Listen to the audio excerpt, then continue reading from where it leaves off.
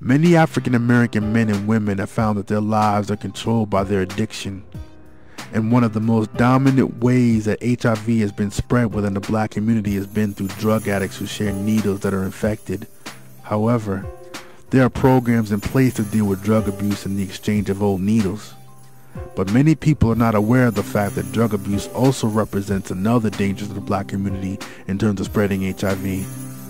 This is because when a person is stoned or drunk or high, they do not think about making wise decisions about their sexual behavior. What a lot of people don't talk about is the association between drugs, especially crack cocaine, and HIV. Because if you would talk to a lot of people who were HIV positive, you would find that they were under the influence of something, whether it be alcohol or marijuana or some form of cocaine or something, when they were doing what it was that got them infected, you know. Once you put a mind or mood altering chemical in your body, your capacity for rational thought is gone. You're not going to be able to determine who's safe and who's not. You know, you may be believing you're with the world's cleanest woman, or you're with, you know, that the stuff that you're about to use, you know, is all right, you know.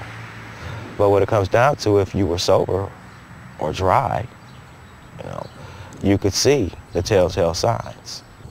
A lot of people, when you say the only association they make between HIV and drugs is intravenous drug use, but that's far from the case, at least in the people I've met. Despite the threat of HIV, there are too many African American men who have not yet changed their sexual behavior. The question must be asked, what is so important about sex and sexuality to African American men that they put themselves and the people that they claim to love in danger time and time again? That's crazy. It's kind of hard to, you know, to believe that, look, I don't need to sleep with a whole lot of women to you know, prove my HIV is through the proper use of condoms.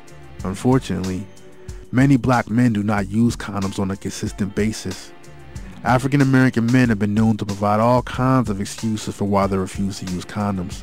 However, there is absolutely no room for excuses when it comes to protection. African American men must get over their hesitation to use condoms if they're going to protect themselves and the black community. I heard a comedian say once that having sex with a condom was like eating a steak with a plastic bag over your tongue.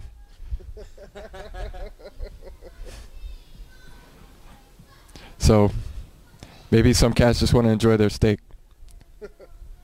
Getting tested is one of the most important things we can do to fight HIV for a number of reasons. Personally, I would want to know. You know, when I realized that I put myself at risk, I wanted to know if I had contracted the disease so that I could help myself live longer. If you don't want to use the condoms, then you know, take the ladies that you're going to be with. It might take a couple of days. You might get impatient. You know, take those ladies to the doctor, or worse, or better yet, to the health department. You know, it's free. But get tested. You've got to be willing to take the hit for what you do to yourself. And if you get in bed with somebody you don't know anything about in a month or 2 months or however long later, and that's another thing that a lot of people don't get, is that they don't get tested until something else is wrong. It's a fear of the unknown. Fear of not, I mean, if you go in there and, you know, you've been doing things for so long, you may be or you may not be. Well, who wants to hear that they're HIV positive? There are two real problems with that attitude. One is you can't take care of something that you don't know is there. I mean, if you're HIV positive and it's mutating and growing and taking over your body and you don't even know, then you can't do anything about it. And secondly, and most importantly, every time you have sex with somebody, you're spreading it. And that somebody else who doesn't know until they get sick.